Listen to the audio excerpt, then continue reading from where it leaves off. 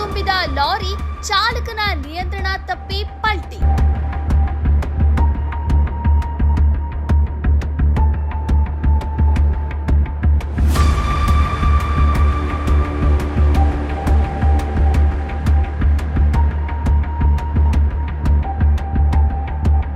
ಮೈಸೂರಿನಿಂದ ಗುಲ್ಬರ್ಗಕ್ಕೆ ಬಿಯರ್ ಬಾಟಲಿ ತುಂಬಿಕೊಂಡು ಹೋಗುತ್ತಿದ್ದು ವಿದ್ಯುತ್ ಕಂಬಕ್ಕೆ ಡಿಕ್ಕಿ.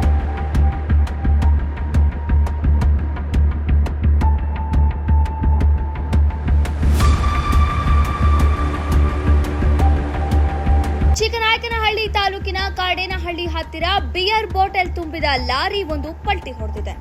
ರಾತ್ರಿ ಸರಿಸುಮಾರು 1:30 ವೇಳೆಗೆ ಈ ಅವಘಡ ನಡೆದಿದೆ.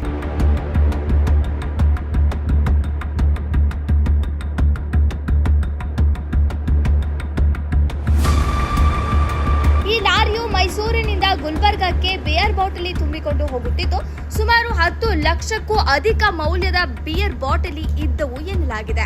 ಲಾರಿ ಚಾಲಕ ಮೊಹಮ್ಮದ್ ರಫೀಕ್ ಪ್ರಾಣಾಪಾಯದಿಂದ ಪಾರು. ಸ್ಥಳೀಯ ಪೊಲೀಸರು ಆಗಮಿಸಿ ದೂರು ದಾಖಲಿಸಿಕೊಂಡಿರುತ್ತಾರೆ.